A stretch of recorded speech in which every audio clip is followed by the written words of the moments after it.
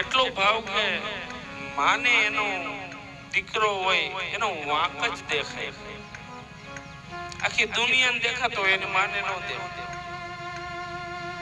કારણ કે એ માતૃ તત્વ છે. તો આવી સરસ મજાની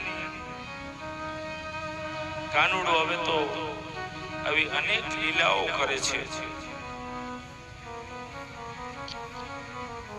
ગંગાજીના કાંઠા ઉપર જે પરીક્ષિત મહારાજ કથાનું શ્રવણ કરે છે અને શ્રી સુખદેવજી આ કથા કહી રહ્યા છે, ત્યારે પરીક્ષિત મહારાજ કહે છે કે તમે જે મારા ઈષ્ટ કૃષ્ણની બાળ લીલા કહો છો તે મને અતિશય આનંદ આપનાર છે.